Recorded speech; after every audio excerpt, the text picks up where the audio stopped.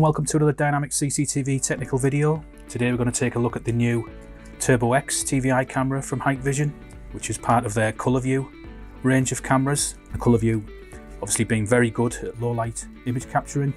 It's got an f1.0 lens and a very low lux image sensor. It's also got a 20-meter visible warm white light LED to back up the low light electronics.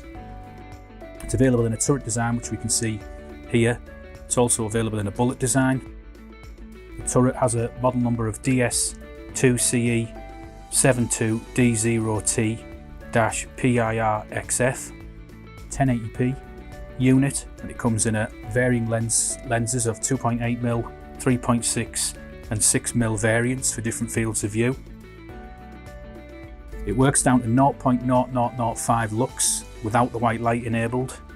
The white light will then come on at the lower lux levels to back up and maintain good quality image in low light. It's a 4-in-1 unit, which basically means it can deliver 4 different image signals, obviously only one at a time, but you can change between them by holding this little push button in for 5 seconds. It can support TVI, which is its flagship signal. It's also got HD and CVI, which are alternative HD over coax signals, and conventional CVBS, which is obviously your old school PAL signal. So it'll support all 4 of those one at a time by holding that button in there. The unit's also got an alarm output connection on it, so if you need to wire anything in close proximity, anything third party to be triggered to operate under event conditions, then you can do it using the alarm output relay. This can be controlled at the back end DVR now with a new firmware, which is 4.21.000. It's now available for the 7.2 series, and I would imagine the rest of the range very shortly. But that gives you the ability to set your relay output as part of the linkage action. Now, one of the major selling points of this particular camera is the built-in deterrence it has that can be set to operate under event conditions. It's got a built-in siren, which gives off a rather loud and nasty noise, and it's also got a red and blue flashing light on the front. Those 2 deterrent options can be set again under the back-end linkage action of your event, whether it be motion detection or intrusion stroke line crossing smart events. You can set these up individually from the back end. You can also set them up on individual schedules that are separate to the linkage action schedule as well. That's something that we'll look at a little bit later. So yeah, so very good deterrence built in. It's also got another massive selling point, which is the built-in PIR, which is this part of the camera here. It's 11-meter range PIR with a 110-degree field of view, but this can be used in conjunction with motion detection to basically give more stable alarm conditions and more stable alarm triggering. Obviously, as we all know, conventional VMD can be troublesome in terms of false alarms. It can be triggered quite easily through the likes of pixel noise or shadows, car headlights, etc. Through the back-end controls, you can set the actual motion detection triggering to operate only when both motion and a PIR triggering occurs.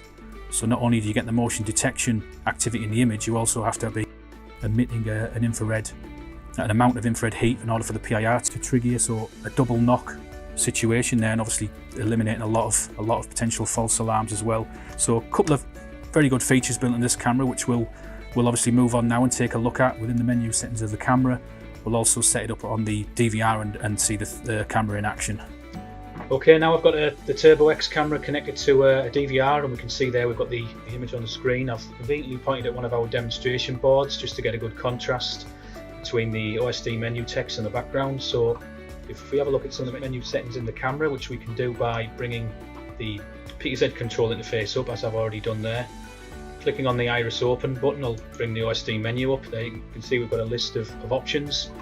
So for today we want to be looking at smart light settings here and also the function settings. So if we go into smart light settings first of all, we've got several options in here in relation to the white light, the visible white light. So the first setting is obviously enables us to turn the light on or off. So we've got an auto setting, which basically means the light will switch on and off depending on the ambient light level. We've also got an off setting, which means that the light will obviously not come on at all regardless of how dark the scene gets. So generally you'd want it on the auto setting so you can make good use of the light. There's a threshold setting which we've got there that can actually be set from 1 to 3. That's actually a sensitivity setting, so that basically allows us to choose how sensitive we want the switching of the white light to be. The higher the figure, the more sensitive it'll be, and the earlier the white light will come on at the higher lux level as such. And 1 will mean that the light will come on at the very last or latest opportunity in terms of lux level. White light level there from 1 to 5, and intensity level which you can set. Generally you would choose that based on the scene in which the camera's looking at and the range in which the light is spreading out, what sort of area. There's also 2 modes here at the bottom, mode 1 and mode 2. Generally it would be set to mode 1 out the box. That tends to use a little bit of additional exposure to get the very best out of the light and produce a more visible image. So that would be the recommended sort of setting to leave it on to get the very best low light image and use a little bit of the digital image processing. Mode 2 doesn't use the additional sort of exposure time, so you would still gain the benefits of using the white light, but obviously you wouldn't gain the benefits of that additional exposure time to brighten up the image. So if we go back one into the main menu and go down into functions, here we've got some settings that relate to the onboard deterrence and also the PIR sensor itself. So the first option there was we've got a PIR level, which is nothing to do with the range of the PIR sensor. That'll always be 11 meters. It's more down to the sensitivity, how sensitive it is to detected heat. So the more sensitive you set it, the more likely it is to react to moving heat source in the image. Well, that is really something that you would have to gauge based on potential nuisance tripping in the scene, whether there is anything that could potentially set it off that wasn't obviously human activity. You could then obviously knock the sensitivity down or up, whichever you require. So we've then got a detection mode setting, which is indoor and outdoor.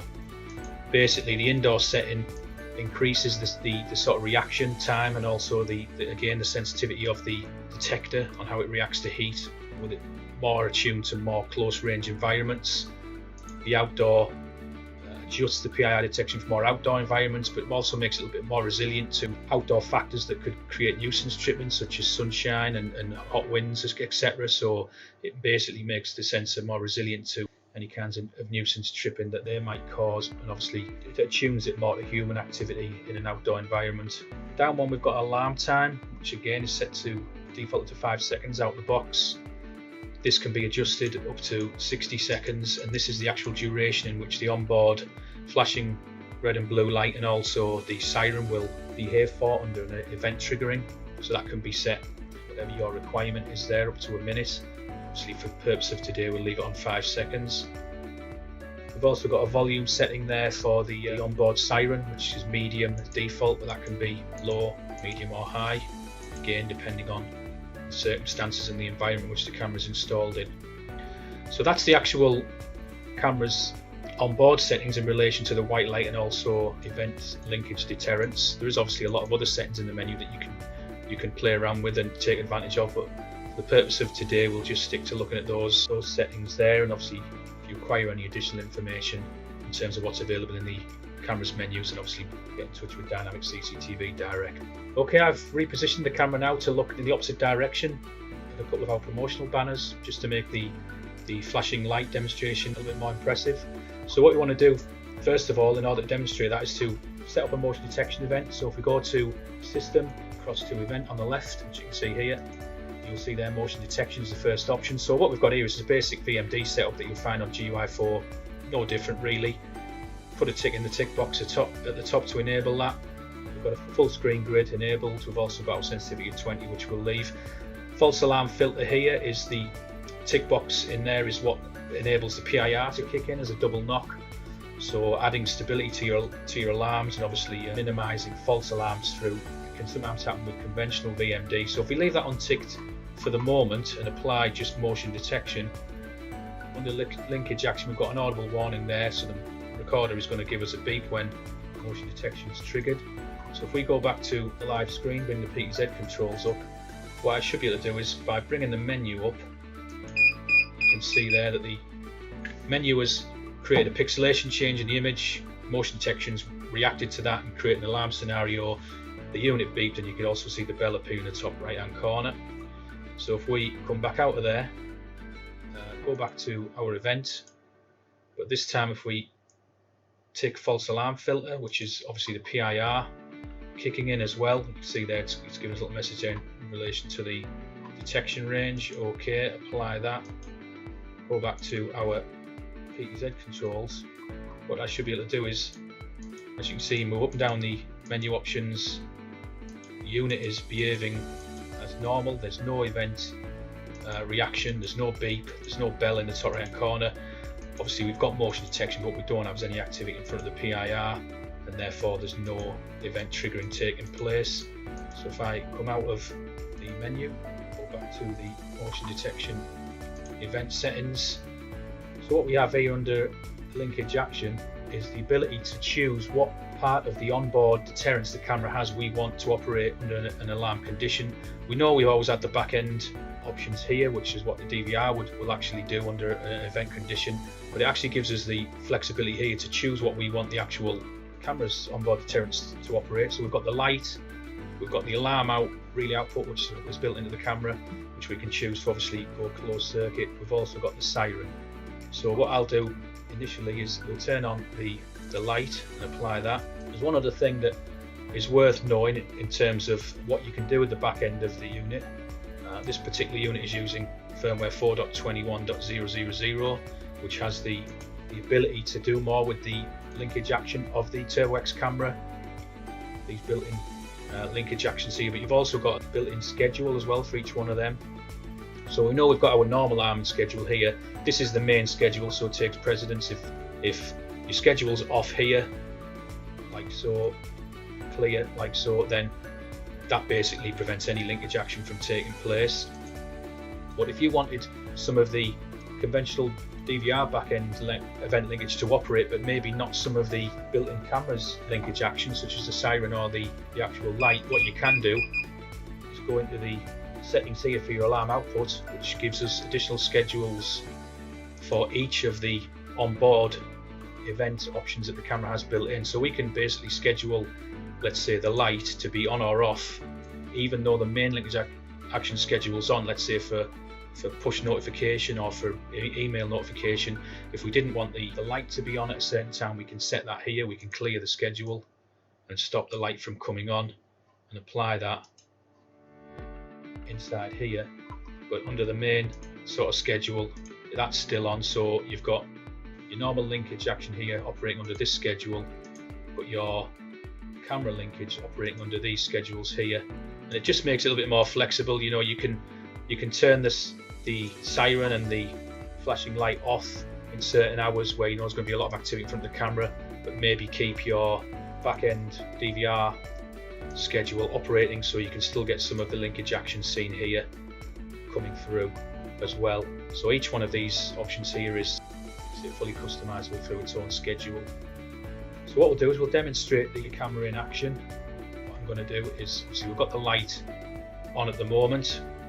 So the first thing I'll do is trigger it with the lights on. So if we apply light and sound, go back to the live image, I'm just going to put my hand in front of the actual camera so I can trigger the motion detection and the PIR. So I'll do that now.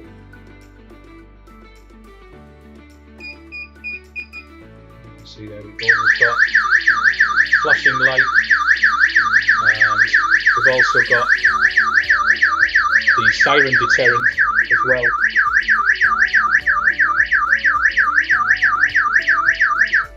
So that's the flashing light and the siren both kicking off there together, just to give you an idea of how that would sound. But as I'm sure you'll agree, it's an excellent deterrent in terms of anybody obviously getting up to no good or getting into an area where they shouldn't be. So what I'll do next is I'll turn the light off in my little test room, so just bear me 1 second. And there you go, you can see an example there of the blue and red flashing light within the image. You can also see on the picture-in-picture the actual camera itself and the flashing lights on the camera, and as well as the siren. So there we go. So as you can see, that it does affect the image when the red and blue flashing light is in operation. It is there mainly as a deterrent, you know, to warn somebody that what better sort of colour theme to use than a police siren colour theme flashing. So that's, you know, an excellent deterrent along with the siren. You do have the ability to set your own linkage duration within the front end of the camera as well, so that will operate the flashing light and the siren for the period of time that you want. And as shown, you've also got the onboard individual schedules for each one of those onboard deterrents as well, so you can fully customize how the camera behaves and at what hours it does what. So I'm sure you found this video interesting, and obviously the benefits of using the Turbo X camera. If you require any additional information on this product, then feel free to contact your account manager or Dynamic CCTV direct. Thanks for watching, and we'll see you next time. Bye.